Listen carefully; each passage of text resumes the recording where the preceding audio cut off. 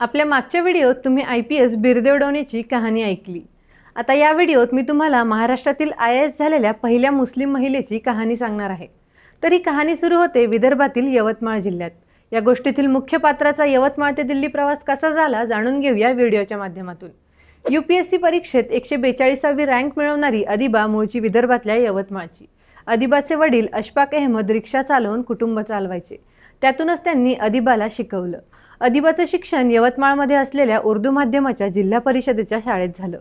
घरची आर्थिक परिस्थिती बेताची असल्याने तिने कधीच IAS होण्याचं स्वप्न बघितलं नव्हतं। सरकारी कॉलेजमधून वैद्यकीय शिक्षण घ्यायचं तिने ठरवलं होतं। त्यासाठी तिने नीट परीक्षेची तयारी देखील सुरू केली होती।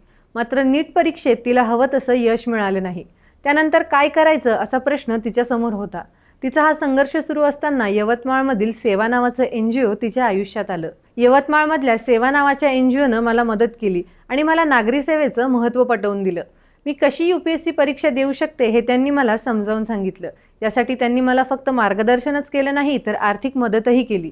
त्यानंतर मी पदवी शिक्षण घेण्यासाठी आणि UPSCची तयारी करण्यासाठी पुण्यात गेले असं अदिबानं एका इंटरव्ह्यूमध्ये सांगितलंय। पुण्यातील आबेदा इनामदार कॉलेजमध्ये तिनं पदवी शिक्षण पूर्ण केलं। त्यानंतर ती दिल्लीच्या जामिया मिलिया इथं गेली आणि जोमाने परीक्षेच्या तयारीला लागली। त्यानंतर UPSCच्या चौथ्या प्रयत्नात ती IAS झाली।